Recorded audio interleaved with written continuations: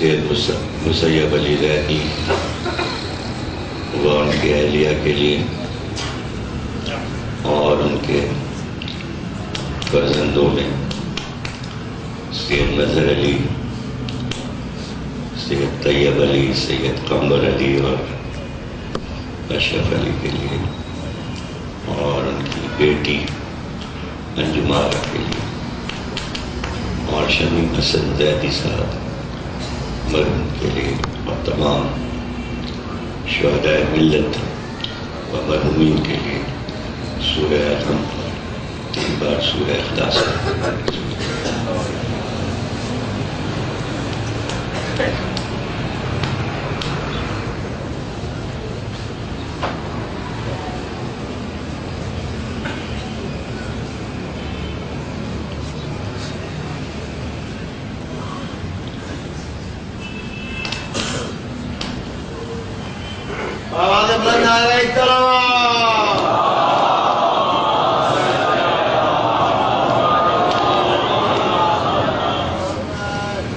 دعائے صحت ہے بانیان اعضاء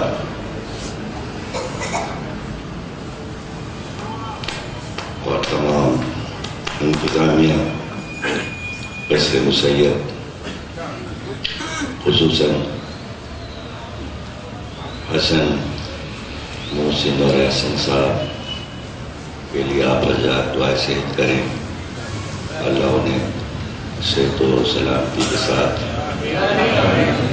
حیات نور عطا فرمائے، اور تمام بچوں کے لیے جو اس مجلس کے منتظم رہتے ہیں پورے اشیاء میں، ان کے لیے جو ان کی کامیابی کے لیے، اور خاص طور سے ہمارے بھائی مسعود الحسن سوستان کے لیے بھی دعا کیجیے، بہت محنت کرتے ہیں جلوس میں اور اشیاء میں، کہ اللہ ان سب کو کامیاب و کامران فرمائے۔ بسم اللہ الرحمن الرحیم۔ تمام تعریفیں اللہ کے لیے، درود و سلام محمد و آل محمد۔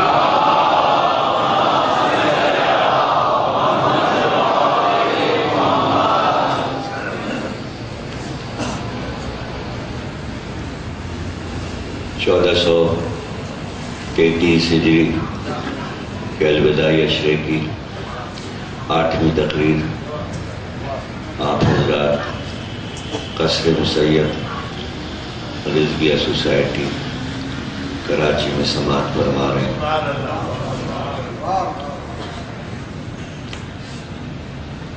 چونکہ چاند 29 کا ہوا، اس لیے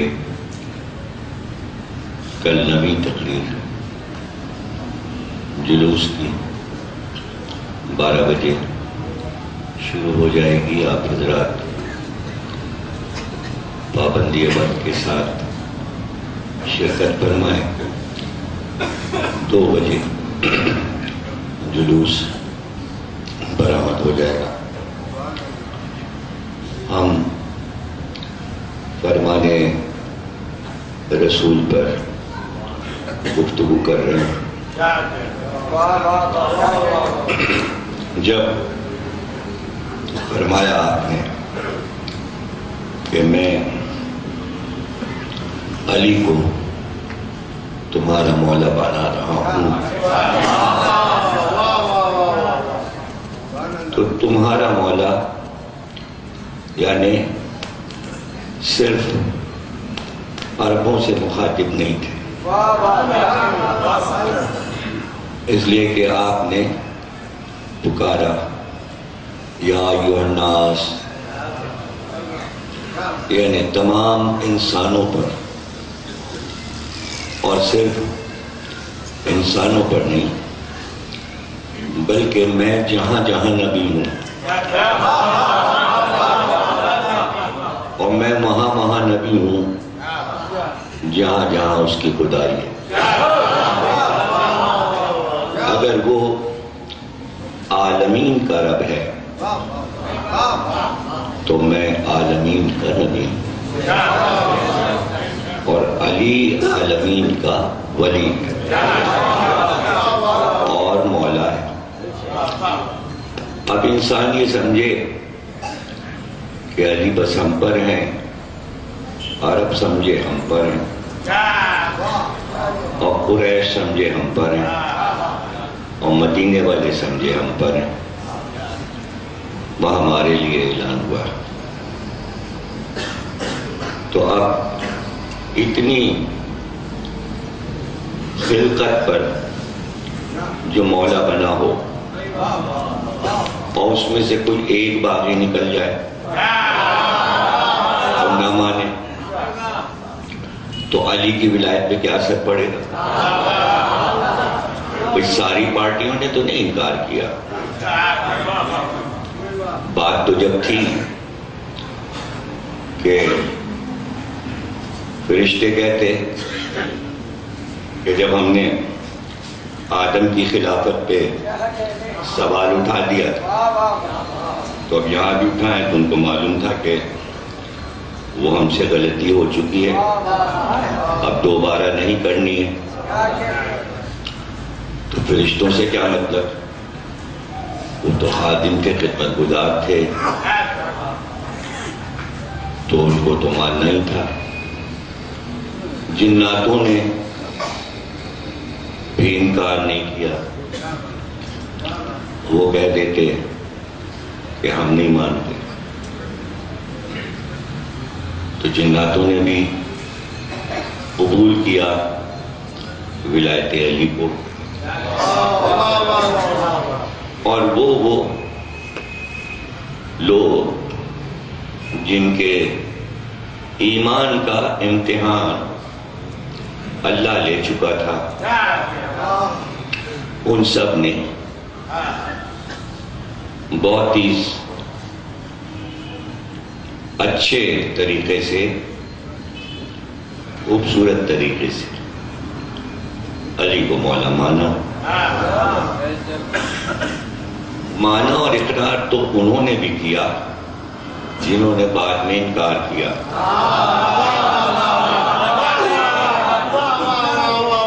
انہوں نے بھی کہا کہ آج آپ تمام مومنین اور مومنات کے مولا ہو گئے، آپ کو مبارک ہو، اے ابو طالب کے بیٹے آپ کو مبارک ہو۔ تو اب بعد میں کسی کی نیت ڈاواڈول ہوئی ہو اور کچھ گڑبڑ ہوا ہو تو وہ دوسری بات، وہ کسی قطار شمار میں نہیں، اس لیے کہ وہ ایک خطے کی بات، یعنی عرب کی بات، اور وہ بھی مدینے کی، اور وہ بھی سب کی نہیں۔ کچھ لوگ اور پوچھا بھی مولا علی نے سلمان سے کہ کیا کچھ یاد ہے تمہیں کہ جب بیعت ہوئی ہے تو سب سے پہلا ہاتھ کس کا تھا؟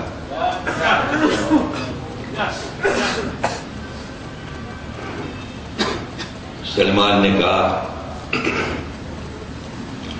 ہاں، ایک بوڑھے نے سب سے پہلے بیعت کی، کہا اس کو پہلے کہیں دیکھا؟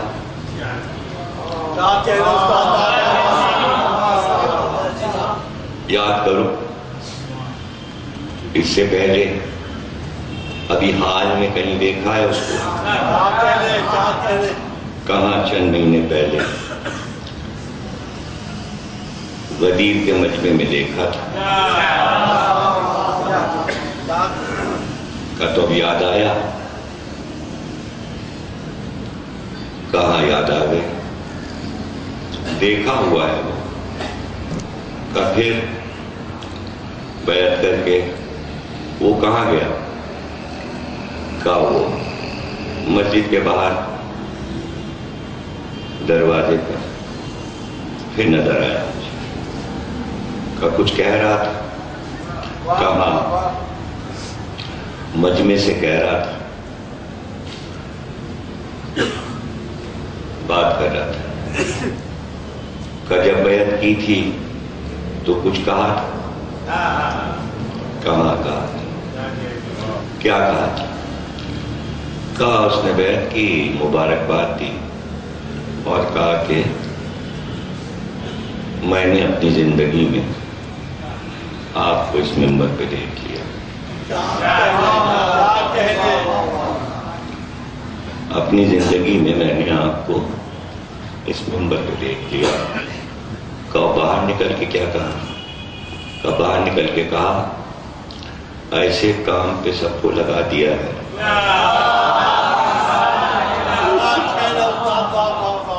کہ اب یہ واپس نہیں آئیں گے، اب ان کی واپسی ممکن نہیں۔ کہا تو یہ کون؟ پہچانا؟ کہا بتائی؟ کہا یہ وہی ہے جس نے آدم کے سجدے سے انکار کیا۔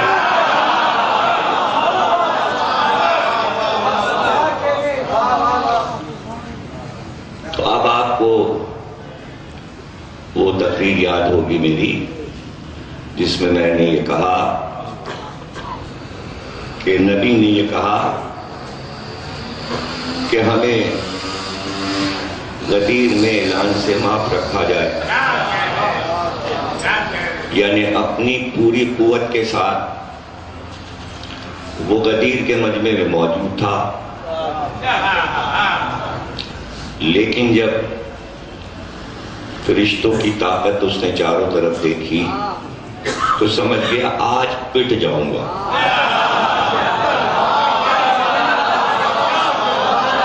اور اس مجمع میں پٹوں گا، بڑی بے عزتی ہوگی،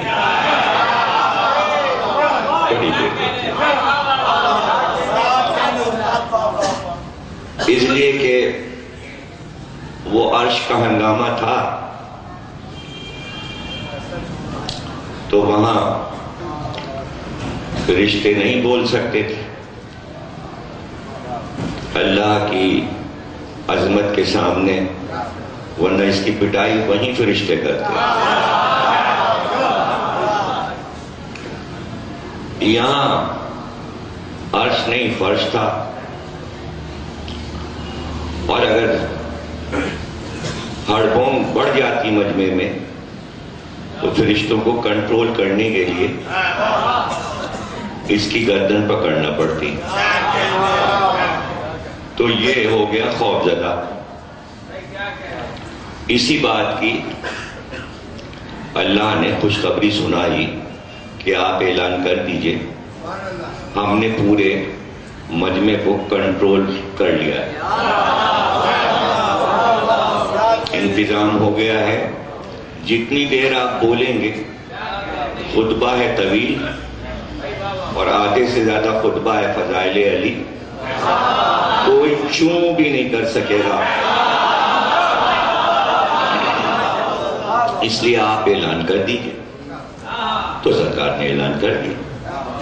تو یہ تھا معاملہ جو سرکار کہہ رہے تھے بار بار کہ اعلان تو کروں، لیکن مجھے یہ پتا ہے کہ یہ اس کے لیے ایک قیامت کا لمحہ ہوگا۔ اس نے اب تک آدم سے لے کر اور یہاں تک جتنے کام کیے ہیں بہکانے کے، اس میں سب سے امپورٹنٹ کام اس کے لیے علی کی ولایت سے ہٹا دینا، اس لیے کہ دنیا کا آخری سہارا ولایت علی ہے۔ اگر اس میں بہکا لیا تو ساری خلقت جہنم میں گئی۔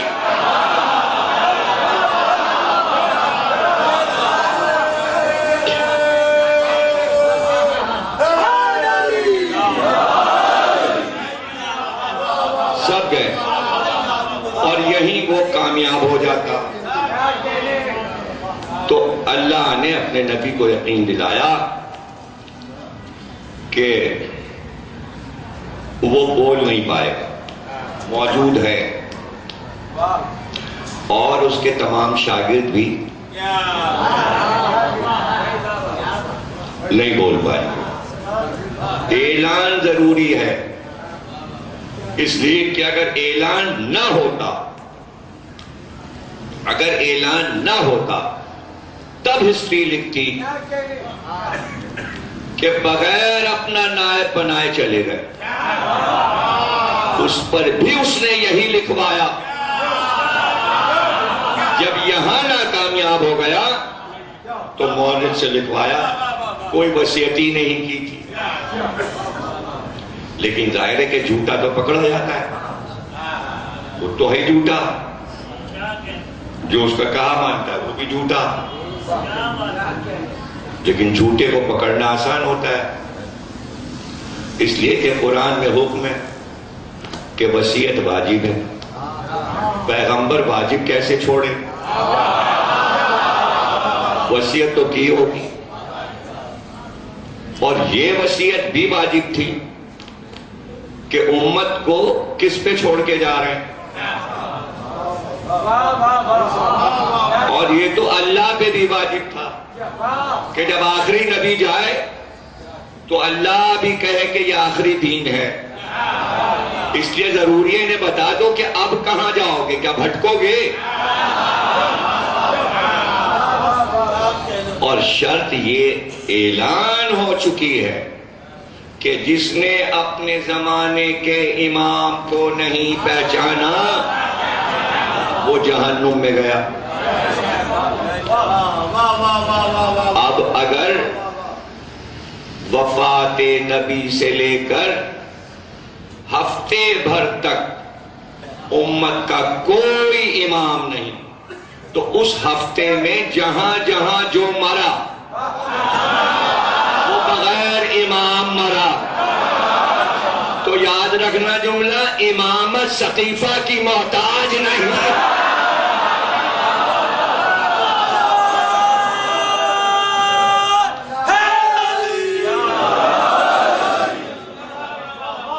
اس لیے زندگی میں امام بنا کے جائیں.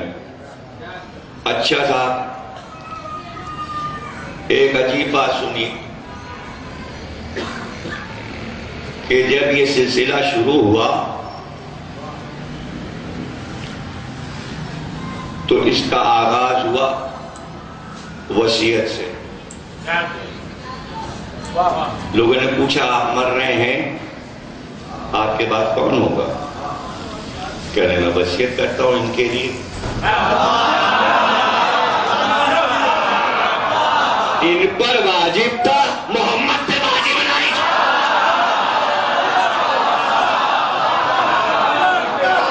یہ بڑے عقل مند تھے، یہ سرکار سے زیادہ عقل مند تھے. وصیت کر کے گئے کہ یہ ہے تمہارے لیے، اور محمد نہیں کہیں گے علی ہے تمہارے.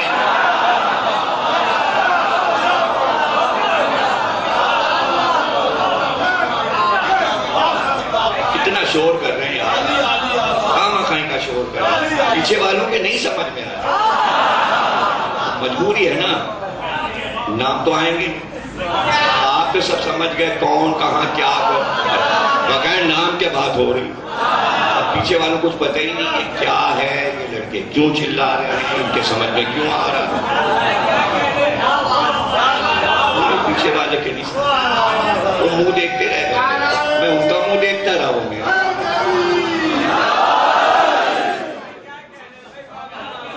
صرف زبان کے سمجھ میں،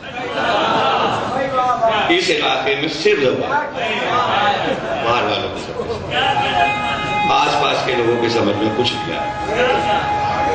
تو جناب علی تھوڑی سی سمجھنے کی کوشش کیجیے، کبھی اشاروں پہ بھی بول دیا کیجیے. نام میں لمبے میں عقل کم، لمبا یہاں کوئی ہے ہی نہیں. وہ لمبا تو میں نے بنایا تھا.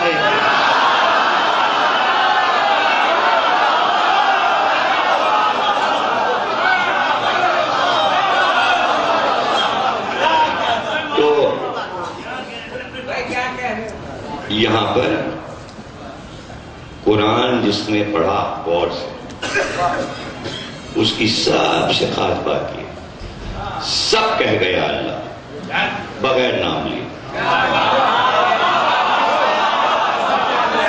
تو جو لوگ قرآن کے دعوے دار ہیں کہ کتاب ہماری قرآن ہے، ان کے سمجھ میں مجلس نہ آئے کہ وہ یہاں بھی نام نہیں لیے جاتے، سنت قرآن ہے۔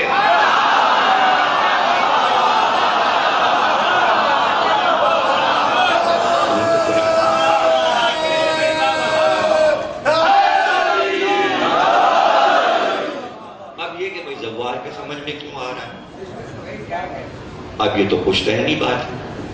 ابھی نانا کی انگلی پکڑ کے آتے تھے، نانا ہماری مجلسوں میں نعرے لگاتے تھے جیسے اب علی دیباج نعرے لگاتا ہے، جیسے جاوید، ان کے رشتہ دار بھی۔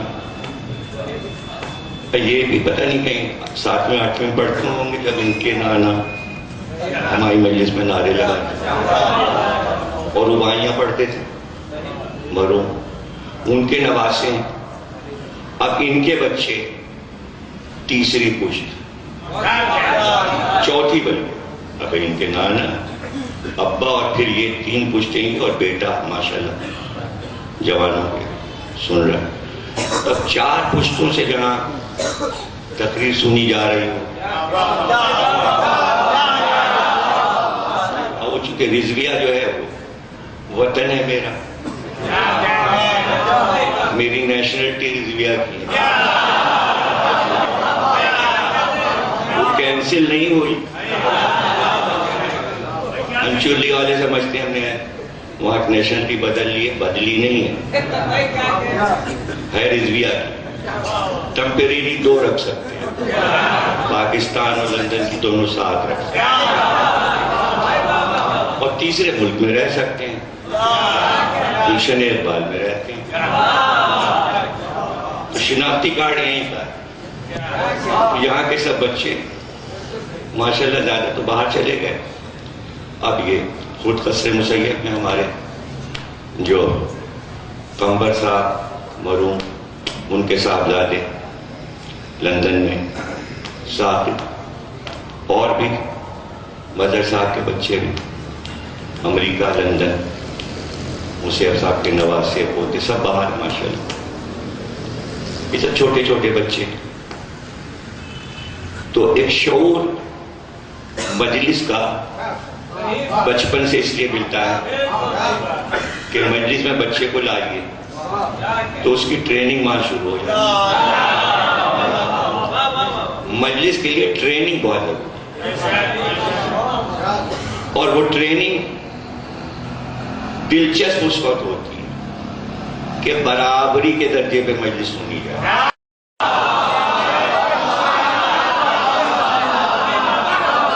برابری کے درجے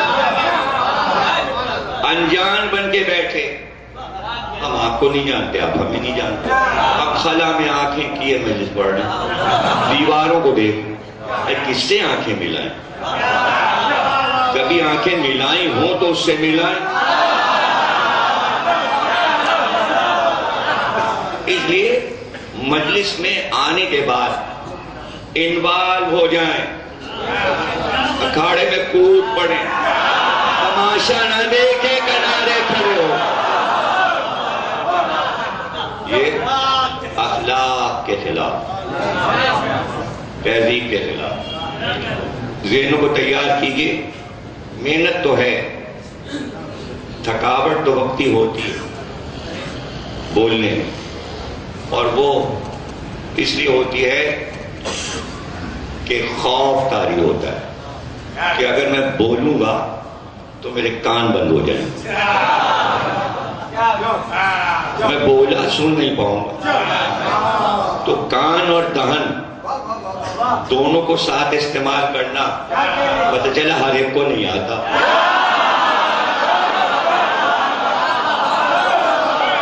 ارے اتنی سی باتیں جسے نہ آتی ہوں تو وہ دنیا کیا گزارے گا، اور کیا اسی کو کہتے ہیں ریاض۔ وہ ریاض گھر میں بیٹھ کے تو نہیں کر سکتے، مجلس میں کر سکتے۔ اب یہ کہ کوئی گھر ہی میں نہ بولتا ہو وہ الگ بات، میں مان نہیں سکتا۔ ہاں وہ نہ بولتا ہوگا گھر میں جو بیگم سے ڈرتا ہو، گھر میں بیگم ہے وہ ہاں ہی نہیں، وہ کہاں ہے جانے کس کونے میں۔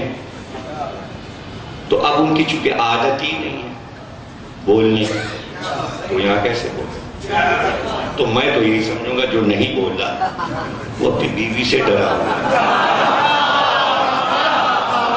اور اس پہ خوف طاری ہے کہ گھر میں گھسا اور انہوں نے کہا ماں بہت آ گئے، یہاں بولے تو خبر لوں گی، میں تو یہی سمجھوں۔ اور پھر میں سب کے چہرے دیکھوں گا، اچھا یہ بھی ہے، اس کے ٹھیک سے بیٹھی ہے 8ویں مجلس، آخری شب ہے، اگر سننا ہے موضوع تو میں شروع کروں۔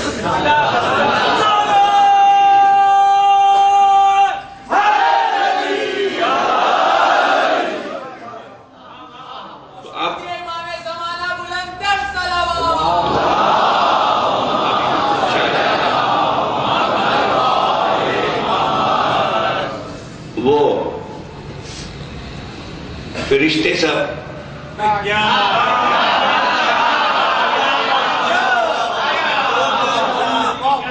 سب سے پہلے جبریل امین نے بیعت کی غدیر میں، فرشتوں نے کی، پھر جناتوں نے کی،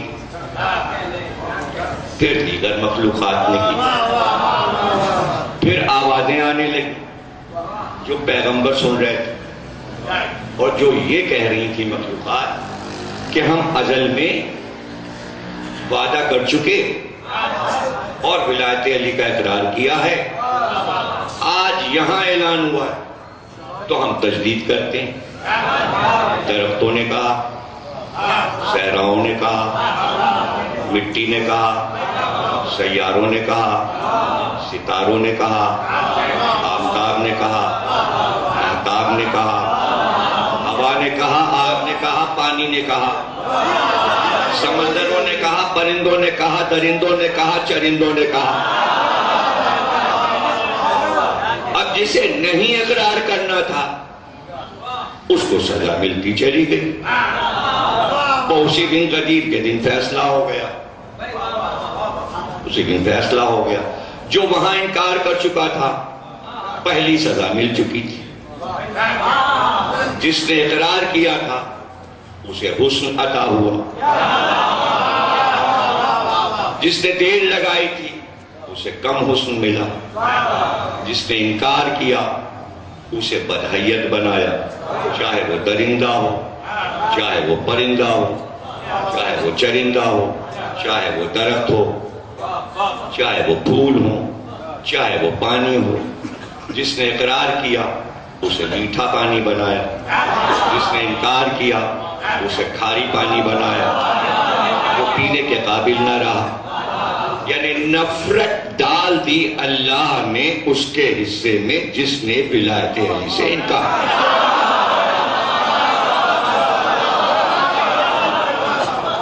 اب وہ تھوڑے سے لوگ جو قطار شمار میں نہیں آتے اس پوری کائنات اور عالم میں، اس لیے ان کا ذکر نظر انداز کیا ہے۔ موضوع دوسرا ہے، وہ تمہید میں سمجھا دیا کہ وہ تاریخ کے چند پنے، چند صفحے بیکار ہیں ولایت علی کے سامنے۔ اسکول میں پڑھا لیجیے، کالج میں پڑھا لیجیے، بچوں سے مطلب نہیں، اس لیے کہ وہ صفحے ان کی زندگی میں کام نہیں آتے۔ اب دہشت گرد بن جائیں تو وہ دوسری بات، یہ کوئی اچھی بات نہیں، اسے کوئی قابل تعریف بات دنیا میں نہیں کہا جا رہا۔ اگر مسلمان اسے قابل تعریف سمجھ رہے ہیں، عمران خان سمجھ رہے ہیں تو سمجھ جماعت اسلامی اگر قابل تعریف سمجھ رہی ہے تو سمجھے. حالانکہ فضل الرحمان بھی کہتے ہیں کہ بھائی دہشت گردی بری چیز، اور پیپلز پارٹی بھی کہتی ہے بری چیز، اور MQ بھی کہتی، اور وہ دوسری جماعت جو ہے MP کیا نام ہے، ANP، وہ بھی کہتی غلط. تو زبان سے کہو تو کہ غلط چیز غلط ہے، غلط ہے. تو اب ظاہر ہے کہ کوئی جب اعلان کرتے ہیں ہم آ رہے ہیں تو جب پوچھتے بھائی آپ کا نظریہ کیا ہے، تو بس وہ سیدھے سے وہ والا نظام لائیں گے. عمران خان نے وہ والا بھی چھوڑا، وہ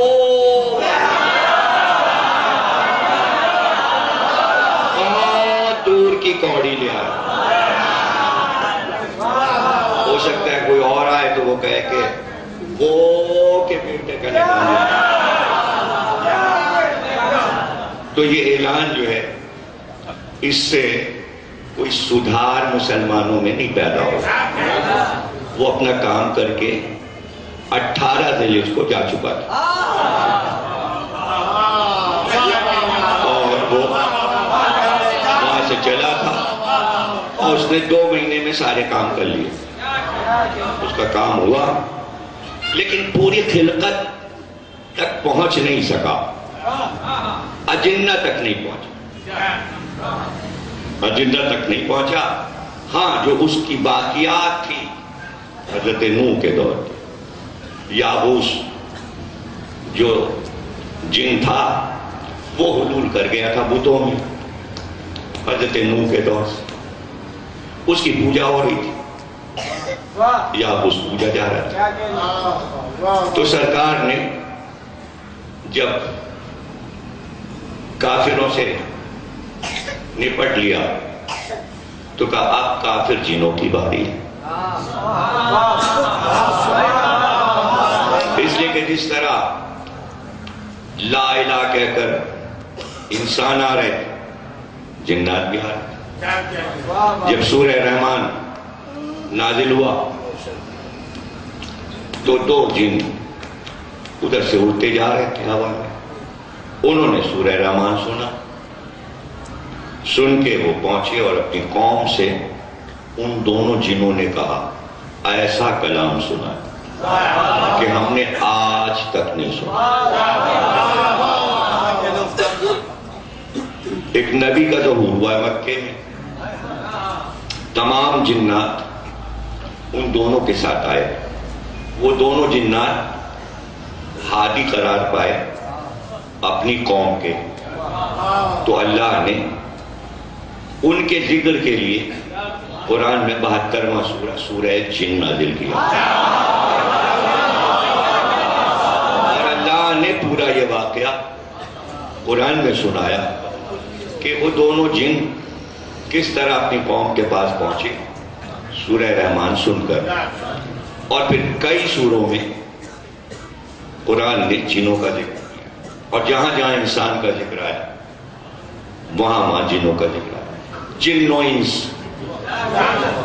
جنوئنس ہم نے پیدا کیا ان دونوں کو کہ یہ عبادت کریں، تو وہ صرف انسان نہیں بلکہ جن بھی. تو عبادت میں مشترک، تو پھر نبوت میں بھی مشترک، اور پھر ولایت میں بھی. تو اب مسئلہ یہاں پہ آ کے رکا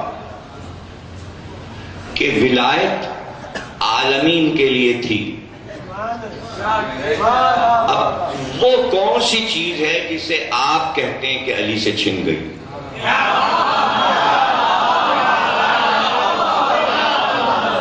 وہ آج آپ یاد کر لیجئے کیا چیز چھن گئی. تاریخ کے 2 صفحے نہیں، تاریخ کے 3 صفحے.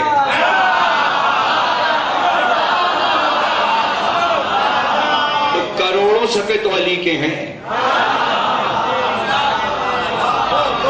کروڑوں صفحے تو علی کے. تو مسئلہ یہ ہے کہ جناتوں نے بھی علی کی بیعت کی.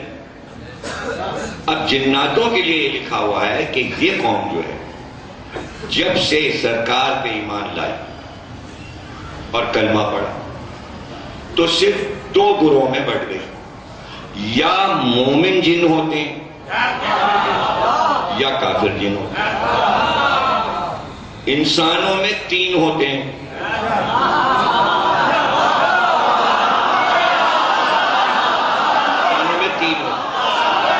مسلمان، مومن اور کافر۔ جنوں میں سب مومن ہیں، مسلمان نہیں ہیں، یعنی مسلمان مومن ہو چکے، لا الہ کا مسلمان ہو گئے، محمد رسول اللہ کا مسلمان ہو گئے۔ اب انہوں نے کہا علی ولی اللہ، وہ ہو گئے مومن۔ جنہوں نے نہیں کہا وہ ہو گئے کافر۔ اب جو باقی تھے تو چونکہ اکثریت کو ولایت علی پہ آنا تھا، اکثریت کو علی کی ولایت پہ آنا تھا، اس لیے کہ جو جو سرکار کی نبوت کا اقرار کر چکے تھے وہ سب اس جگہ آئے جہاں سرکار خیمہ زن تھے فتح مکہ پر، اور سب نے آ کے کلمہ پڑھا، تو اس جگہ مسجد بنا دی گئی، مسجد جن۔ اب جب مکے جاتے ہیں تو 2 رکعت نماز مسجد جن میں پڑھتے ہیں۔ کسی نے پوچھا اپنے گائیڈ سے کہ مسجد جن کیا ہے؟ اسی مسجد جن پر علی کی ولایت کا اقرار بھی جنہوں نے سرکار کے سامنے کہ جیسے ہم آپ کی نبوت پر ایمان لائے اسی طرح ہم آپ کے بنائے ولی اور اللہ کے بنائے ولی کی ولایت پر بھی ایمان لائے۔ اب وہ جو نہیں لائے ایمان اور جنہوں نے علی ولی اللہ نہیں کہا، وہ جنات دہشت گرد بن گئے۔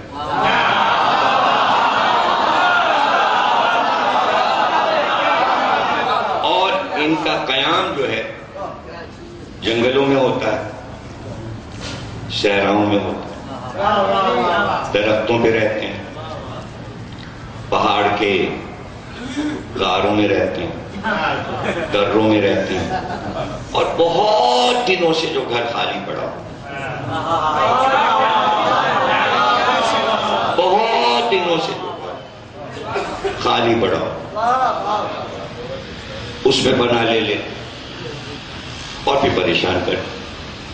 مومن جن کسی انسان کو پریشان نہیں کرتے، جو پریشان کرتے ہیں وہ کافر جن، اور یہ زیر زمین بھی رہتے ہیں۔ وہ کنویں جہاں سے پانی بھرنا چھوڑ دیا جائے وہاں سے جگہ بنا لیتے ہیں، اور پھر زیر زمین کھودتے چلے جاتے ہیں اندر ہی اندر، اور اندر کنویں میں سے گھر بنا لیتے ہیں اور وہیں سے نکلے۔ اب چونکہ دھوئیں سے بنے تو کبھی آگ بن جاتے ہیں، کبھی دھواں، کہ پانی اور آگ دونوں ہے، پانی اور آگ دونوں، تو پانی اور آگ جہاں مل جائے تو وہ دھواں ہی دھواں۔ تو ادھر سے بیر کہتے ہیں عربی میں کنویں کو، بیر علم، علم اس کا نام اس لیے ہو گیا بیر العلم کہ وہ تکلیف دہ کنواں ہو گیا، جو ادھر سے گزرے اسے عاجز و پریشان کرتے۔ اونٹوں پہ آ گئے تو پاگل ہو جائے، انسانوں پہ آ جائیں تو جو وہ خود ہوتے ہیں وہی اس کو بنا دیتے ہیں۔ اب چونکہ شیطان کے شاگرد بن جاتے ہیں اس لیے ان کے کہنے پہ چلتے ہیں۔ اب جو شیطانی فرقہ کہتا ہے وہ کرتے رہتے ہیں، جس پہ آ گئے تو آ گئے۔ اب وہ اگر ایک کام کہہ دیا جن نے تو وہی کیے چلے جائیں، کیے چلے جائیں۔ ان کو یہ پتہ نہیں ہم کیا کر رہے ہیں، انہیں ہوش ہی نہیں رہتا ہم کیا کر رہے ہیں۔ جن اگر کہہ دے پھٹ جاؤ تو پھٹ جاؤ، مر جاؤ تو مر جاؤ۔ اب وہ کافر جن ہے، وہ غلط اسے گائیڈ کر رہا ہے۔ جن آ گیا تو اس کے لیے یہ ہے کہ اگر وہ مل جائیں تو ان کو دو کام کیے جائیں، ایک تو انہیں آئینہ دکھا دیا جائے اور ایک سورہ جن پڑھا دیا جائے۔ جیسے ہی آپ آئینہ دکھائیں جن بھاگ جاتا ہے، اور جیسے ہی سورہ جن پڑھ کے آپ اس پہ پھونکیں گے جن بھاگ جائے۔ مگر وہ جن ملیں تو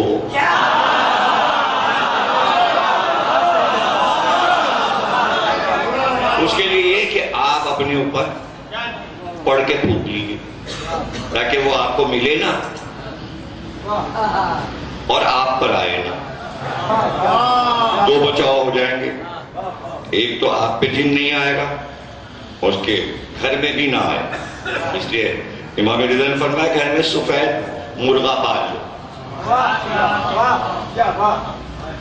سفید مرغا پال لو، پھر تمہارے گھر میں کافر جن نہیں آئے۔ اور امام رضا نے فرمایا جس گھر میں بچے ہوں وہاں سفید کبوتر ضرور رکھو، اس لیے کہ جن اپنے بچوں کو صبح صبح دروازے پہ سب کے چھوڑ جاتے ہیں اور اپنے کام پہ بہکانے نکل جاتے ہیں کافر والے جن، اور انہیں یاد ہے جس گھر پہ اپنے بچے چھوڑے ہیں وہیں سے شام کو آ کے لے جاتے ہیں۔ اور بعض جن تو کئی دن بچوں کو لینے ہی نہیں آتے، راتوں دن رہ رہے ہیں اور بچوں کو خراب کر رہے ہیں۔ تو امام نے فرمایا سفید کبوتر پالو، اس لیے کہ جب جن کافر جن اپنے بچوں کو چھوڑ کے جاتے ہیں تو تمہارے بچے محفوظ ہو جائیں گے، وہ پرندوں کے پنجرے میں بچے جنوں کے چلے جاتے ہیں اور وہ ادھر مصروف ہو جاتے ہیں، پھر تمہارے بچوں کی طرف مخاطب نہیں ہوتے۔ تو پتہ چلا چھوٹا بچہ جبھی سے پیچھے لگا دیا جاتا ہے۔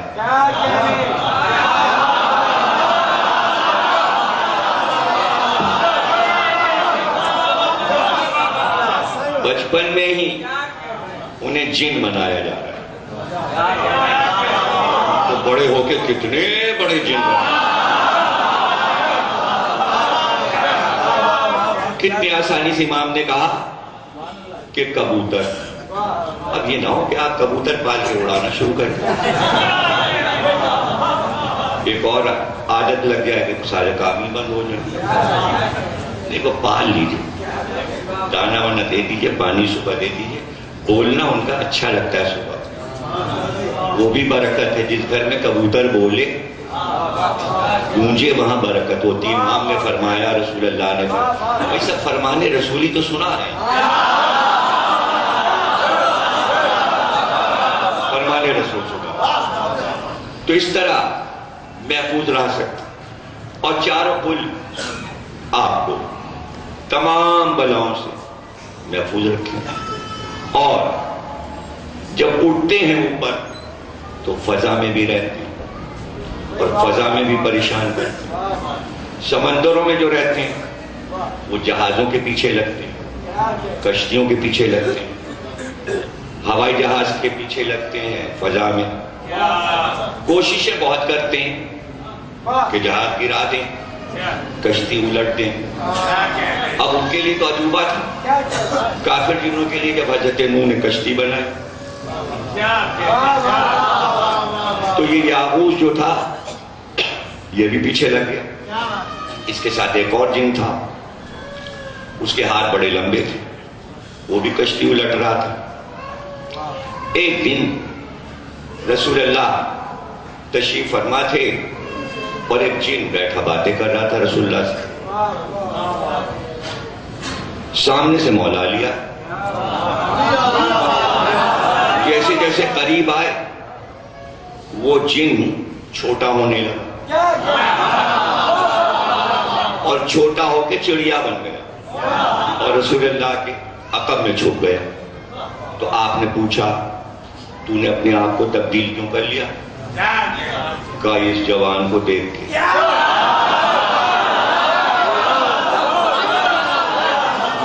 رسول اللہ نے کہا کیا تو نے پہلے دیکھا ہے؟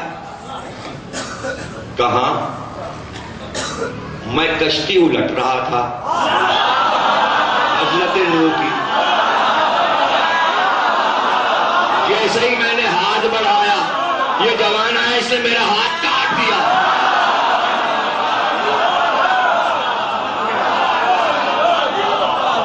اور پھر اس جن نے رسول اللہ کو کٹا ہاتھ دکھایا، کہ یہ انہوں نے میرا ہاتھ کاٹا ہے۔ اس لیے میں انہیں دیکھ کے ڈر گیا کہ مجھے پھر سزا نہ دیں، بتا دیجئے میں نے کلمہ پڑھ لیا۔ اب بتائیے کہ یہ سارے جن جو رسول اللہ کے پاس آئے،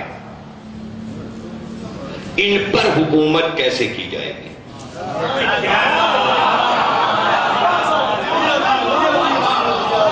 اس کو کہتے ہیں ولایت علی۔ دیکھیں شیعوں کے سمجھ میں نہیں آ رہا، نہیں سمجھ پا رہا، میں کسی کی بات نہیں کر رہا، یہ معاملہ ہمارا ہی ہے بھئی، اور کا معاملہ نہیں ہے، ولایت علی ہمارا معاملہ۔ تو چونکہ شیعوں کے سمجھ میں نہیں آ رہا، جانے کیا خوف زدہ کوئی فقہ کی چیز ولایت کو سمجھ، ولایت اور فقہ کا کوئی رشتہ نہیں ہے۔ کیوں نہیں ہے؟ فقہ فروع دین میں ہے، ولایت اصول دین میں۔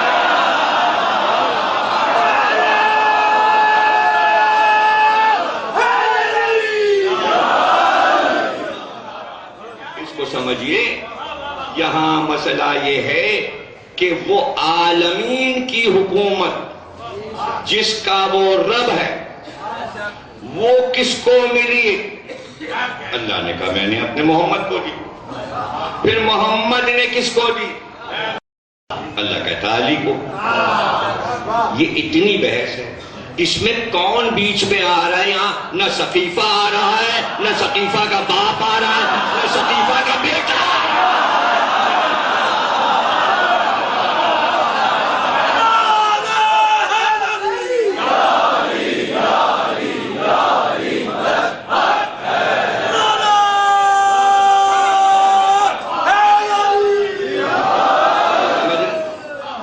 ثقیفہ کا باپ تو آئے گا ہی، اس لیے کہ جب باپ نے سنا تو باپ نے پوچھا کیا بنی ہاشم نہیں تھے؟ یہ ہوا کیا؟ کہ مبارک ہو آپ کو، آپ ابا بن گئے، حکومت کے ابا آپ ہیں۔ تو ابا نے کہا جن کی عمر 100 سال تھی، کہنے کہ کیسے ہوا؟ کہا ایسے ہوا کہ فیصلہ ہوا کہ جو زیادہ بزرگ ہو وہ سربراہ ہوتا ہے۔ کہنے تو اس وقت تو سب سے زیادہ میں 100 سال کا ہوں۔ تو ابا بھی ڈرا ہو گئے۔ پتہ چلا کہ دلیل یہ نہیں ہے، آدم تو ابھی جھولے میں ہے، وہ بنے اور خلافت ملی، انی جاعل فی الارض خلیفہ، خلافت لے کے پیدا ہو گئے۔ تو بزرگ نہیں، بزرگ تو وہ تھا جو ایک سجدہ 7000 برس کا کر چکا تھا۔ تو یہاں یہ دیکھا جائے گا کہ ولایت کہاں تک ہے، اس دائرے میں کوئی آ ہی نہیں رہا علی کے مقابل، تو جھگڑا کیسا؟ کسی سے کوئی جھگڑا نہیں ہے ولایت علی پر۔ وہ کھسیانی بلی کھمبا خامخواہ آپ اس میں اٹکے میں، بھائی ولایت علی ایک الگ مسئلہ ہے۔ عالمین کی حکومت جو علی کے پاس ہے اس پہ بات ہوتی ہے۔ ولایت علی کا مطلب یہ ہے، ولایت علی کا مطلب خلافت نہیں ہے، وہ صرف مدینے سے عرب تک پھیلی بس ختم۔ یہ کائنات میں پھیلی ہوئی، جنات بھی اختیار۔ اب وہ کافر جن پریشان کر رہے ہیں، رسول اللہ نے کہا تم جاؤ، سب پٹ پٹا کے جنوں سے آ گئے۔ جنوں سے کیسے لڑے؟ اگر وہ دکھائی تو دیتے نہیں، ایک شعلہ آ رہا ہے، دھواں آ رہا ہے، تو اس سے کیا مقابلہ؟ تو آپ نے فرمایا علی تم جاؤ۔ اب انہوں نے پورا دھواں گھیرا ہوا تھا، مسلمانوں کا لشکر جو آیا وہ تو آئے تھے پریشان کرنے۔ مولا علی نے ذوالفقار نکالی۔ اب ذوالفقار لوہے کی نہ رہی، لگتا تھا ایک شعلہ ہے، بجلی چمک رہی ہے، اس لیے کہ آگ سے مقابلہ تھا۔ شعلے بڑھتے تھے اور علی کی ذوالفقار سے بجھتے تھے، اور یوں بڑھتے گئے۔ اب وہ جو طاقتور تھے وہ کنویں میں کود گئے تھے، جب علی کو دیکھا تو آپ نے فرمایا میری کمر میں رسی باندھو، اور 2 آدمی مجھے اتارے کنویں میں۔ 2 آدمیوں نے رسی سے مولا علی کو کنویں میں اتارنا شروع کیا، لیکن جنہوں نے وہ رسی کاٹ دی، ذوالفقار ہاتھ میں، جیسے ہی قدم کنویں تک مولا کے پہنچے، پھر کہتے ہیں 7 دن تک وہ آوازیں آئی ہیں کنویں سے، اور رسول اللہ کے چہرے پہ اطمینان۔ آپ نے کہا علی آئیں گے، خاتمہ کر کے آئیں گے، جنہیں ایمان لانا ہے وہ ایمان لائیں گے، جنہیں کلمہ پڑھنا ہے وہ کلمہ پڑھیں گے، ورنہ ذوالفقار سے قتل ہوں گے۔ اس جگہ کے بھاگے کچھ کافر جو بچے وہ ہیں یہ ہڑبوں مچا رہے۔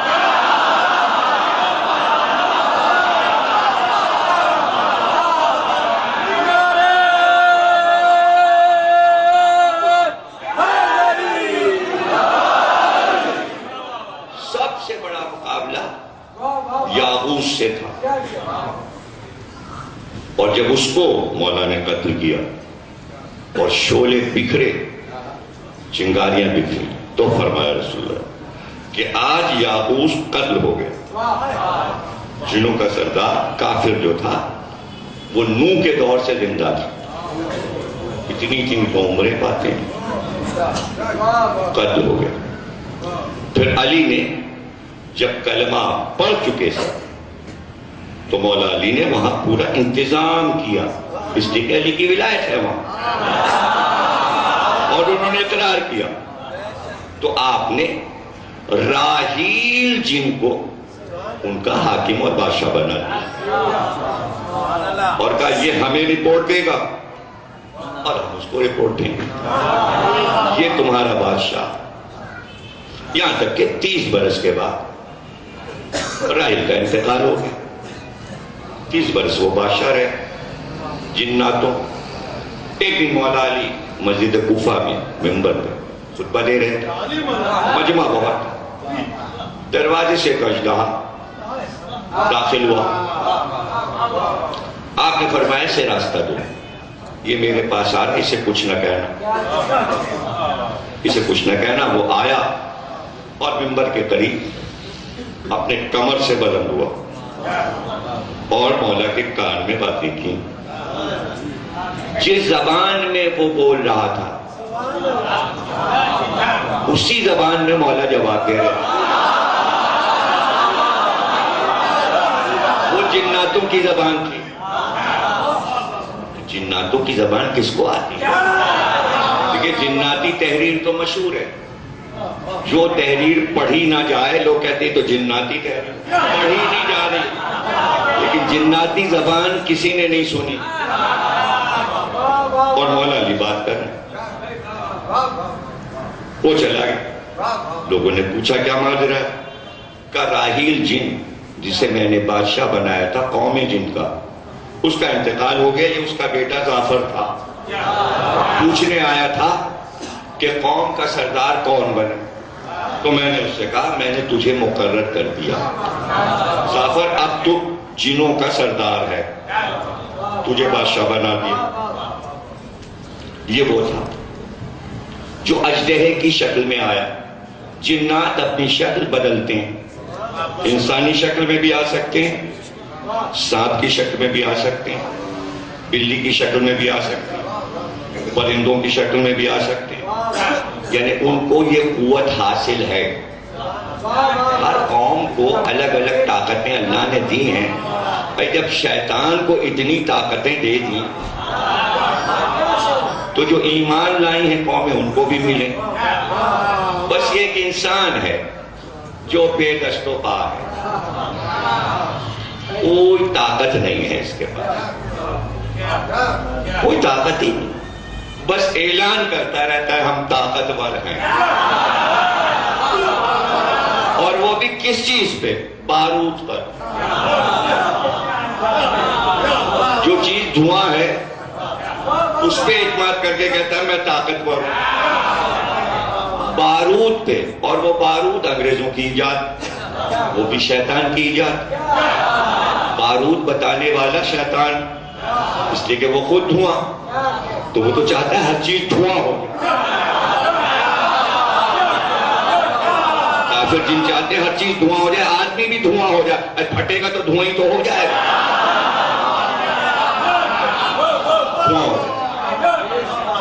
تو ظاہر ہے کہ مولا علی کی ولایت کائنات میں اس سے بڑھ کے کوئی طاقت نہیں. 30 فائدے بتائے ہیں پیغمبر نے اپنے فرمان میں. ولایت علی ماننے کے 30 فوائد ہیں.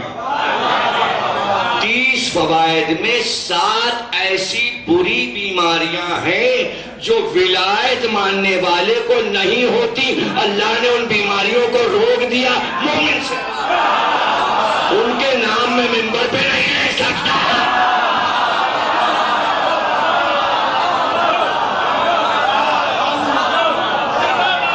آپ سوچئے کہ 30 فوائد اگر میں گناؤں تو اشرا ہو گئے, لیکن 7 میں نے وہ بتا دیا کہ بیماریوں سے محفوظ ہو گیا ولایت علی والا, کہ اس منحوس بیماریوں میں وہ مبتلا نہیں کیا جائے گا. اس سے بڑی طاقت اور کیا ہو سکتا ہے؟ تو ماننے میں فائدہ ہے, نہ ماننے میں نقصان. تو وہ جن بھی سمجھ گئے کہ ہمارا فائدہ ہے ماننے. اب ظاہر ہے کہ مشہور ہوا کہ بھئی مولا علی کے پاس اژدہا آیا تھا. وہاں تو جو بھی مشہور واقعہ ہو جائے اس کی یادگار بنا دیتے تھے. انہوں نے دروازے کا نام باب سبحان رکھ دیا, یعنی جدھر سے اژدہا آیا, سبحان یعنی اژدہا آیا. تو مسجد کوفہ کا سب سے مشہور در ہے, وہ مشہور ہے کہ یہ اژدہے والا دروازہ ہے. تو اب ظاہر ہے کہ اگر کوئی ولایت کی نقل کرنا چاہے اور منبر علی کا استعمال کرے تو وہ بھی کوئی معجزہ دکھائے.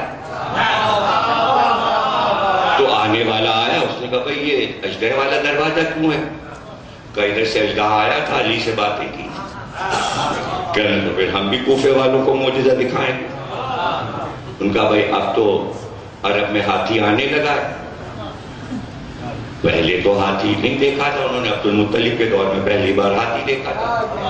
پھر افریقہ سے, سمندری راستے سے, یمن سے ہاتھی کے بچے آنے لگے. بعد میں بڑے ہو گئے.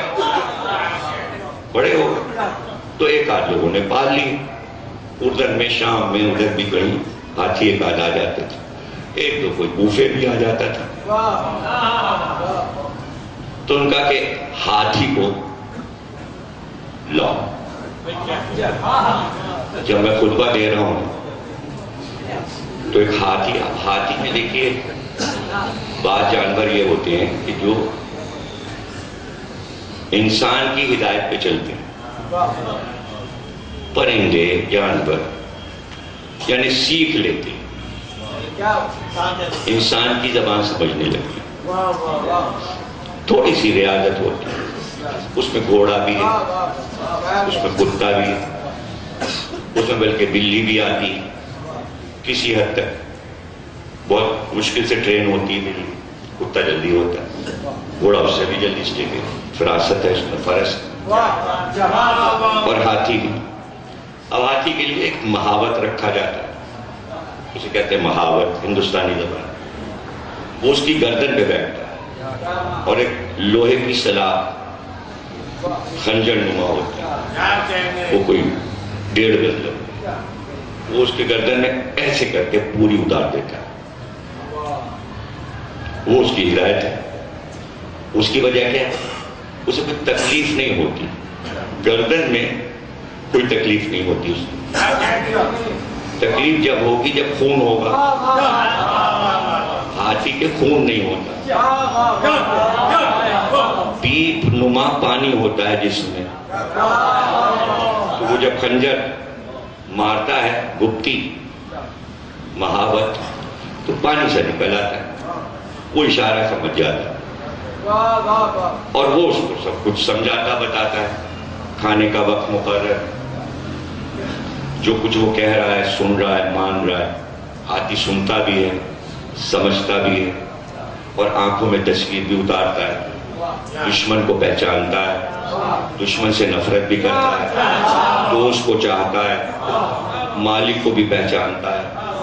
اور بادشاہوں کا اگر ہاتھی ہوگا تو بادشاہ کو ضرور پہچانے گا اور اس کا ادب کرے گا. یہ گھوڑے میں بھی ہے، یہ ہاتھی میں بھی ہے کہ جو بادشاہ کے لیے گھوڑا اور ہاتھی ہوگا وہ اپنے مالک کو پہچانتا ہے. دیکھیں گھوڑے کو کوئی بھی خریدے، ہاتھی کو کوئی بھی خریدے، جس نے قیمت دی ہوگی وہ کہیں چلا جائے اس کو پتا ہے میری قیمت کس نے ادا کی ہے. وہ اصل مالک اسی کو سمجھتا ہے. یہ جانوروں کی خصوصیات ہے. اور میری کتاب ہے میر انیس کی شاعری میں حیوانات کا تذکرہ. وہ کتاب پڑھیں آپ اور بچوں کو پڑھائیں تو جانوروں کے بارے میں ساری معلومات قرآنی، انجیل، توریت، میر انیس وہ ساری میں نے لکھ دی. جو اچھے اچھے خاص خاص جانور ہیں. شیر سے کتاب شروع کی ہے میں. شیر میں بھی یہ خصوصیت اور شیر میں تو بے انتہا خصوصیات اور ہاتھی میں بھی. لیکن ہاتھی کو یہ پتا ہے کہ حق کیا ہے اور باطل کیا ہے. یہ خاص بات ہے جناب ہاتھی میں، خاص بات ہے. اس کو مہاوت نے بتایا کہ بھائی تمہارے جو مالک ہیں انہوں نے کہا ہے تمہیں مسجد میں جانا ہے اور جا کے یہ منبر ہے اس کے سامنے سونڈ اٹھا کے ان کو سلام کرنا. آج جب ہاتھی کو کچھ سمجھاؤ کہ یہ کرنا ہے تو وہ کہتا ہے اتنی لمبی سونڈ ہلا دیتا، بڑا بھاری سر ہلا کہتا ہاں سمجھ گیا. زیادہ نہ سمجھو، اتنا بڑا تو میرا دماغ ہے، مجھے کیا سمجھا رہے ہو، میں سمجھ گیا تمہاری بات. وہ خوب سمجھ گیا، سمجھ گیا. اب وہ جناب آیا اور منبر کی طرف بڑھا. وہ تو سمجھ لیتے سلامی کو آ رہا. سلامی کیسی؟ اس نے جناب پوری سونڈ اٹھائی اور میں منبر کے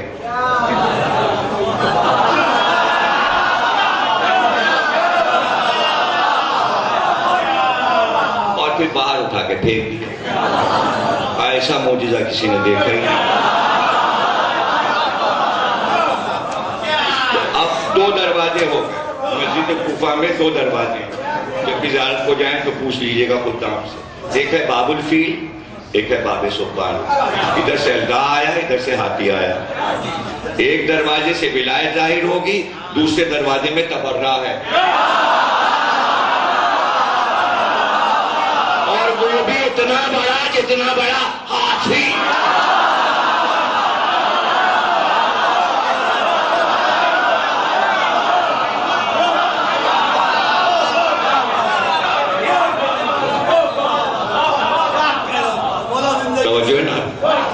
عمران خان کہہ رہے ہیں ہم ان کا نظام لیں. ہاتھی نے مانا نہیں اور یہ پتہ نہیں عمران خان کو ہاتھی امریکہ ہے اس وقت. ارے امریکہ اس نظام کو مانے گا بھی، لیکن کیا تو اقوام متحدہ میں فیصلہ ہوا ہے کہ سارے اسلامی ملک علی کا نظام لائیں تو جا کے ہمیں امن ملے گا. وہ تو ڈرے جا رہے ہیں مسلمانوں سے، اس لیے ساری دنیا میں پکارے ملا ہے کہ علی. امن امن امن امن صرف ولایت علی میں. جہاں جانوروں کو بھی ہم قوم جن کو ہم دے دیا، پرسکون ہو گئے، جنات بھی پرسکون ہو گئے۔ اب ظاہر ہے کہ جنات آتے رہتے تھے۔ جب کبھی جنہوں نے حملہ کیا، ایک عرب کے اونٹوں پہ جنہوں نے حملہ کیا، رسول اللہ نے فرمایا علی تم جاؤ اور وہاں جا کے یہ دعا پڑھ دینا، سارے اونٹ ٹھیک ہو جائیں۔ اونٹوں پہ بہت آتے ہیں، اونٹوں کو بہت ورگلاتے ہیں، اور اونٹ کو اگر ورگلا دیا پھر وہ گردن اٹھا کے جو چلا، پیچھے نہیں مڑتا میں کہاں جا رہا، کتے بھونکتے رہے وہ چلا جا رہا۔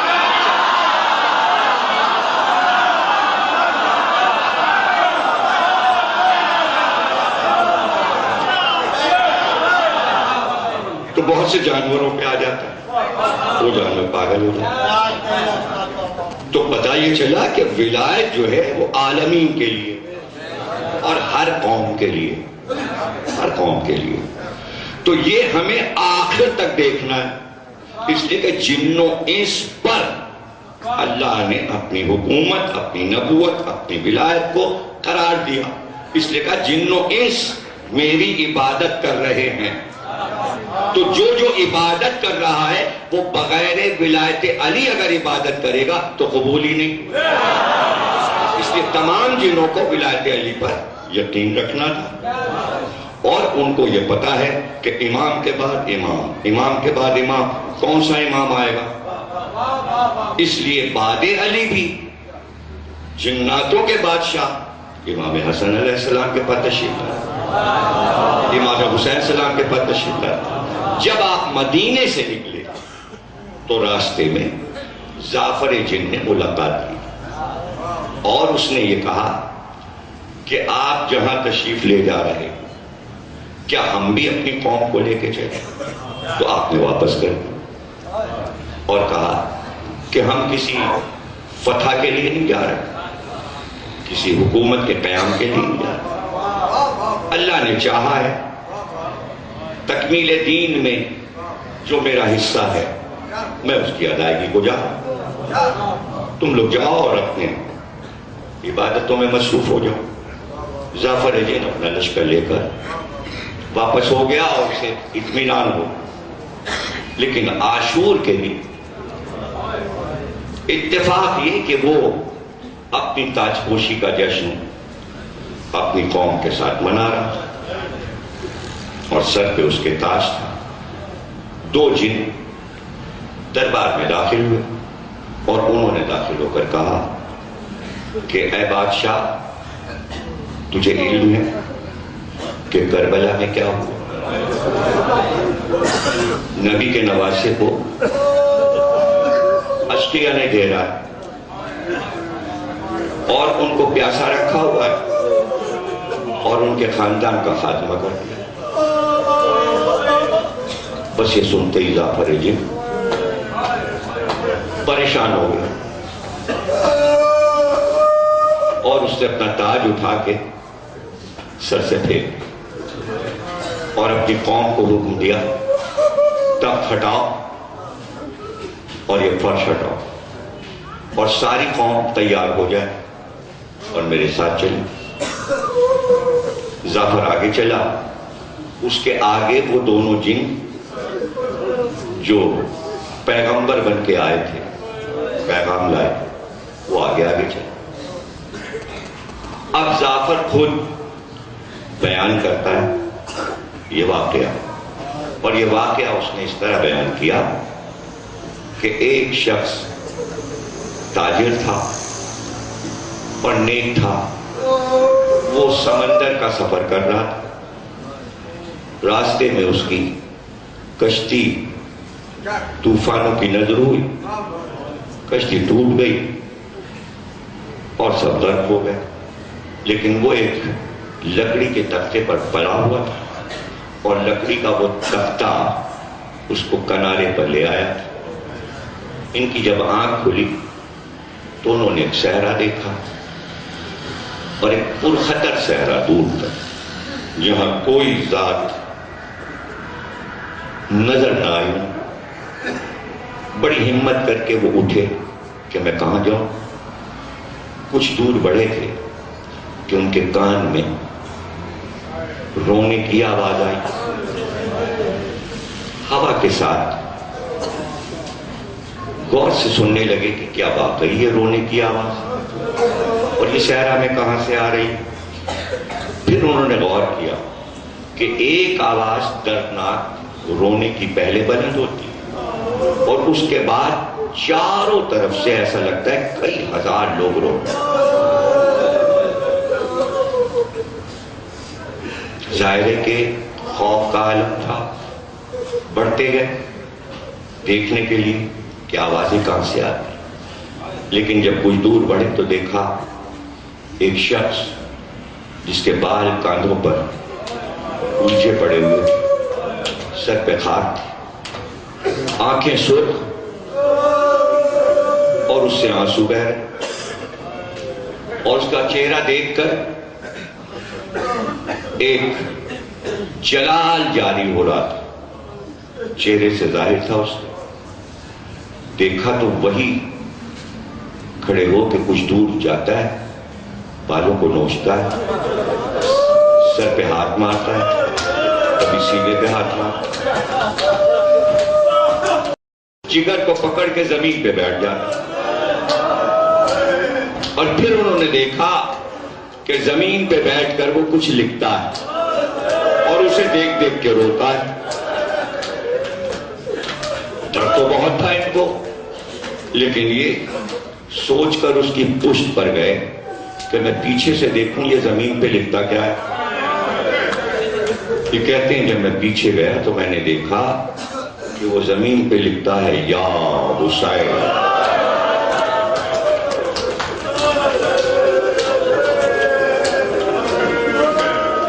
دیکھتا ہے اسے اور روتا ہے. یہ کہتے ہیں کہ جب میں نے مولا کا نام دیکھا تو مجھے اطمینان ہوا کہ اب اس آدمی سے کوئی خطرہ نہیں.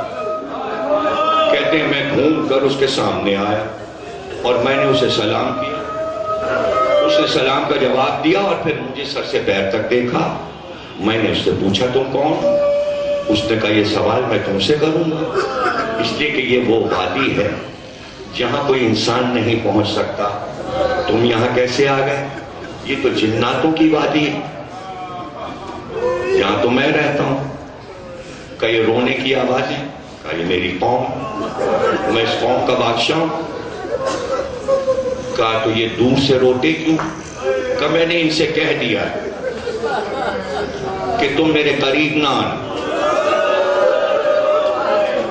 جب میں گریہ کرتا ہوں تو جواب میں یہ سب روتے ہیں، چونکہ حکم نہیں ہے ان کو کہ میرے پاس آئیں. کہا تو آپ کون ہیں؟ آپ کون؟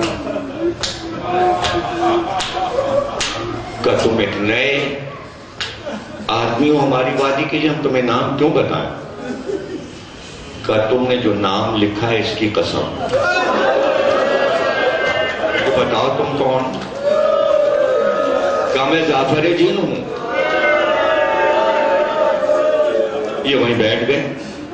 کہا میں نے تیرا نام سنا بھی ہے اور کتابوں میں پڑھا بھی ہے. میں نے تو یہ سنا ہے کہ تو عاشور کے دن کربلا میں تھا. تو نے تو حسین کو دیکھا ہے، تو نے تو واقع کربلا دیکھا ہے. اب مجھے سنا کہ کیا ہوا؟ کہ بھائی اب نہ پوچھ، بس جب سے عاشور سے واپس آیا ہوں 61 ہجری سے، تب سے یہاں بیٹھا ہوں. اس لیے کہ حکم حسین ہے کہ جعفر جب تک زندہ رہنا ماتم کرتے رہنا، میری عزاداری کرنا. میں عزاداری کر رہا ہوں، یہ قوم میری آواز پہ روتی ہے. اور بھائی اب اتنا دم کہاں کہ میں سنا ہوں کہ کربلا میں کیا ہوا. وہ کہتے ہیں میں نے کہا تم کو دورے دندان رسول کی قسم، تمہیں علی کے 2 پارہ سر کی قسم، تمہیں فاطمہ کے شکستہ پہلو کی قسم، تمہیں حسن کے جگر کے 72 ٹکڑوں کی قسم، مجھے بتاؤ کربلا میں کیا دیکھا؟ جناب گریا ہے، الوداعی رات ہے، کل کا ایک دن ماتم کا بچا ہے، کل جلوس کا دن ہے، یوم غم ہے، اور آج الوداع کی رات رخصت ہے۔ اس لیے ہم کربلا سے حسین کو رخصت کریں اور مدینے سے زینب کو رخصت کریں، اور یہ دعا مانگیں کہ مولا اسی شان سے آتے رہیے، ہمارے گھر کے اذاخانوں کو سجاتے رہیے۔ پورے سال ہم انتظار کرتے ہیں کہ پہلی محرم کو حسین ہمارے مہمان ہوں گے، 2 مہینے 8 دن مہمانداری ہو نہیں پاتی، ہاتھوں کو جوڑ کے کہو مولا کوشش تو بہت کی، لیکن اگر کوئی کوتاہی ہو گئی ہو، مجلسیں نہ کر سکے ہوں، رو نہ سکے ہوں، مولا حق تو ادا کرنے کی کوشش کی، لیکن مولا اگر کوئی غلطی ہو جائے تو معاف کیجئے گا، اور پھر دامن پکڑ کے کہو میرے بچوں کو سلامت رکھیے، میرے گھر کو عزت و آبرو سے سلامت رکھیے، مولا صحت و سلامتی عطا کیجئے، اور یہ سب کچھ اس لیے مانگ رہے ہیں کہ آپ کا غم ہمت سے منا سکے۔ مقصد زندگی کچھ اور نہیں کہ صرف غم حسین۔ جعفر کہتا ہے مجھے تو قسم دی تھی کہ جب تک زندہ رہنا ماتم کرنا، میں جب تک زندہ ہوں اسی طرح گریا کروں گا۔ اب تم پوچھتے ہو قسم دی ہے تو میں تمہیں بتاتا ہوں، وہ دونوں جن میرے پاس آئے اور انہوں نے خبر دی۔ جب میں وادی نینوا میں پہنچا تو میں نے ان سے کہا کہ تم آگے چلو۔ جب میں نے فرات کو پار کیا تو دونوں جنوں نے اشارہ کر کے کہا وہ علی کے شیر کا لاشا ہے، یہ عباس ہیں، ان کے بازو کٹے ہوئے پڑے ہیں۔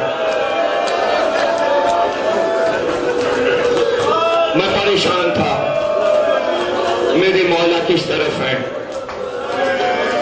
جنہوں نے بتایا کہ چاروں طرف سے اشقیاء نے گھیرا ہے، اور اگر آپ جانا بھی چاہیں تو روحانی طور پہ آپ کو نظر آئے گا، سب دنیا نہیں دیکھ سکتی، وہاں بھی ادب کا مقام۔ جعفر کہتا ہے میں نے دیکھا میرے قوم کے تمام جن سردار پہلے سے موجود تھے، پھر میں نے دیکھا ایک طرف جبریل امی اپنا لشکر لیے، ایک طرف میکائیل، تمام فرشتے، اور فرشتوں کے پرے ادب سے حسین کے چاروں طرف، اور ایک سمت میں نے دیکھا 1,24,000 انبیاء کو کھڑے، سب کی روحیں موجود۔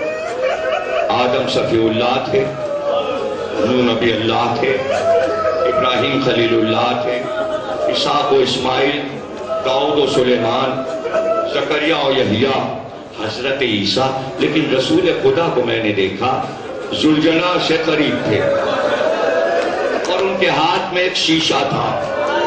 حسین کے زخم سے جب لہو ٹپکتا تو رسول اللہ اسے شیشے میں لے لے اور زمین پہ گرنے نہ دیتے، اور ذوالجلال کے دوسری طرف مولا علی کھڑے تھے، ایک طرف جعفر طیار، ایک طرف جناب حمزہ، اور امام حسین کو میں نے اس طرح دیکھا کہ زین پر تشریف فرما تھے، لیکن سیدھا پیر رکاب سے نکال کے آپ پہ اپنے گھٹنے پہ رکھا تھا، اور ایسا لگتا تھا بادشاہ اپنے دربار کو دیکھ رہا۔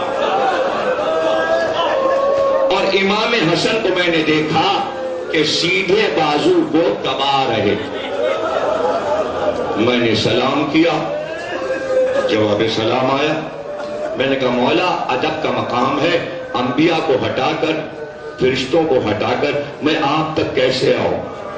تو ایک بار کہتا ہے کہ حسین نے فرشتوں کو حکم دیا میرا چاہنے والا آ رہا ہے، اس کو راستہ دے دو۔ تمام روحیں ہٹی اور میں بیچ سے چلا، میں ذوالجلال کے قریب آیا، حسین نے جھک کر مجھے گلے لگایا اور کہا بڑا خیال کیا تو نے کہ مجھے پوچھنے آ گیا جبکہ میں بے کس و تنہا ہوں، یہ تمام انبیاء کی روحیں مدد کرنے آئی ہیں، یہ تمام فرشتے مدد کرنے آئے ہیں، یہ تمام جنات، میں نے سب کو روک دیا، میں نے کسی کی مدد کو قبول نہیں کیا۔ اور جعفر اچھا ہوا تو آ گیا، میں نے تجھے پہچانا، پاپا کے پاس آنا تیرا یاد ہے؟ علی اکبر میری آنکھوں کا نور لے گئے، لیکن میں تیرا چہرہ دیکھ سکتا ہوں، میں نے تیرے چہرے سے تجھے پہچان لیا، تو جعفر ہے۔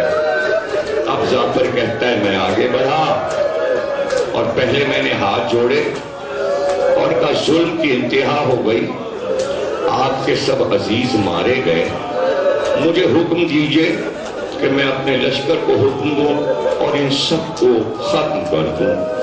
آپ نے فرمایا نہیں جعفر، یہ میرے نانا کی امت ہے، میں دھوکے سے انہیں مار نہیں سکتا، تو ان کو دیکھ سکتا ہے، یہ تجھے دیکھ نہیں سکتے، اس لیے کہ تو جنات ہے، تیرا لشکر بھی جنات ہے، تو ہوا میں انہیں قتل کرے گا، یہ قتل ہو جائیں گے، یہ دھوکہ ہے۔ کہا بدر میں فرشتے آئے تھے، آپ کے نانا کی مدد کی تھی، تو ہم لوگ آپ کی مدد نہیں کر سکتے۔ کہاں، وہ دور اور تھا، یہ دور اور ہے، وہاں دین کو پھیلانا تھا، جعفر یہاں دین کو بچانا، اور یہ کام صرف میرے سپرد ہے، اس لیے حسین کسی کی مدد نہیں لے رہا، میرے سب ناصر مر چکے، سب ناصر مر چکے۔ تو اس نے کہا مولا اتنی دیر سے آپ بات کر رہے ہیں، میں نے محسوس کیا کہ آپ کا حلق جو ہے وہ خشک ہے، آپ کے لب خشک ہیں، حکم دیجئے کہ میں تھوڑا سا پانی لاؤں، فراز سے پانی لا کے پلا دوں۔ کہا جعفر تیرا شکریہ کہ تو نے میری پیاس کو محسوس کیا، لیکن جعفر میں اب پانی پی کے کیا کروں؟ جعفر کہتا ہے گھوڑے سے اتر گئے، میرے ہاتھ کو تھاما، کہا تھوڑی دور میرے ساتھ چل، میں تجھے بتاؤں کہ اب میں پانی پی کے کیا کروں گا۔ جعفر کہتا ہے کھجور کے درخت کے پاس لائے، اب جو میں نے دیکھا ایک جوان کا لاشا پڑا تھا، اس کی زلفیں ہوا میں اڑ رہی تھی، سر پہ اس کے ساتھ پڑی تھی۔ حسین جھکے، کہا جعفر یہ میرے علی اکبر ہیں، یہ میرے علی اکبر کا لاشا ہے۔ تو گریہ کر رہے ہیں، مجلس کو آپ نے نورانی بنا دیا، الوداع کی جو شان ہے اسی طرح الوداع کہیے، الوداع کی رات ہے۔ جعفر کہتا ہے کہ حسین نے کہا یہ لڑتے ہوئے آئے تھے اور انہوں نے جامِ آب مانگا تھا، حسین علی اکبر کو پانی نہ پلا سکا، یہ پیاسے چلے گئے جعفر، اب میں پانی پی کے کیا کروں گا؟ پھر کہتا ہے میرا ہاتھ پکڑ کر ایک ننھی سی قبر پر آئے، کہ ابھی تو قبر بنائی ہے، ان کے لیے پانی مانگ رہا تھا، کسی نے میرے اصغر کو پانی نہیں دیا، میرا بچہ پیاسا مر گیا۔ اے جعفر میں اب پانی پی کر کیا کروں گا؟ جعفر کہتا ہے میرے مولا پھر واپس آئے، جبریل نے گھوڑے پر پھر سوار کیا، حسین گھوڑے پر سوار ہوئے، اور پھر جعفر کہتا ہے ایک بار میرے مولا نے جبریل کو مخاطب کیا اور کہا جبریل امین تمام فرشتوں سے کہو کہ آسمانوں پر اب واپس جائیں۔ جبریل امین نے حکم دیا، تمام فرشتے پرواز کرتے ہوئے آسمان کی طرف واپس چلے۔ پھر اس کے بعد کہا جبریل امین انبیاء سے کہو وہ آئے، انہوں نے زحمت کی، آدم سے کہو، نوح سے کہو اب جنت کے حجروں میں واپس جائیں، اب میدان میں کوئی نہ ٹھہرے۔ جعفر کہتا ہے ایک ایک کر کے سارے لشکر جناتوں کے فرشتوں کے واپس ہوئے، پھر انبیاء بھی واپس ہونے لگے۔ تو میں نے کہا مولا یہ تو اتنا سجا روحانی دربار تھا جسے روحانی لوگ دیکھ رہے تھے، آپ نے اس دربار کو برخاست کر دیا۔ کہا جعفر اب یہاں کوئی نہیں ٹھہرے گا، اب تو بھی واپس جا اور اپنے لشکر کو لے جا۔ میں نے کہا مولا اجازت دیجئے کہ میں رک جاؤں۔ کہا جعفر اب کوئی یہاں ٹھہر نہیں سکتا۔ میں نے پوچھا کیوں؟ کہا اس لیے کہ اب اماں کی سواری آ رہی ہے۔ کچھ دیر میں میری ماں آئے. اب یہاں کوئی نہیں ٹھہرے گا.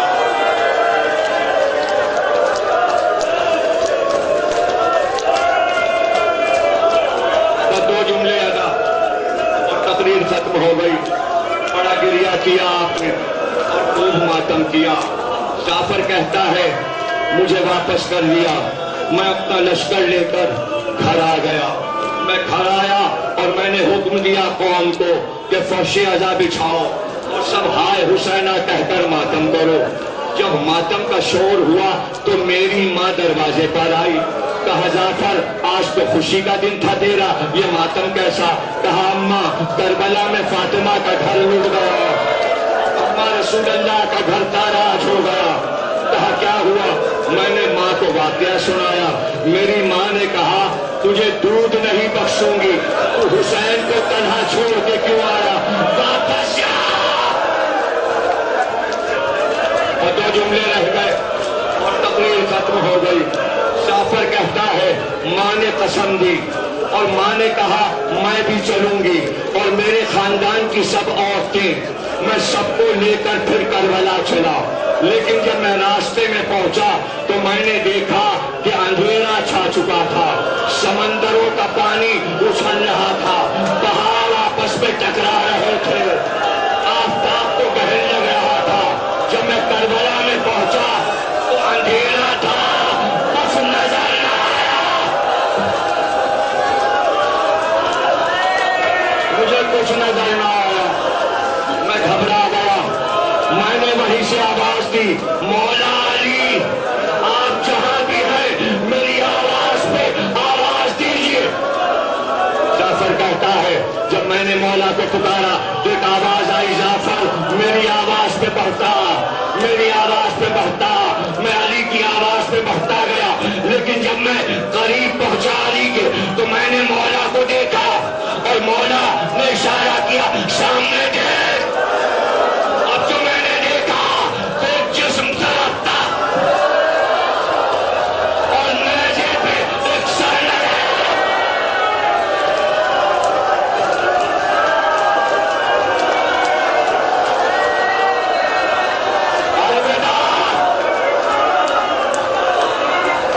جعفر کہتا ہے کہ ابھی میں نے دیکھا تھا کہ ریاست میں نے دیکھا خیمے جلنے لگے, خیمے جلنے لگے اور پھر میں نے دیکھا کہ بیویاں باہر, میری گھر کی عورتوں نے بھاگ کر زینب کا پردہ کیا.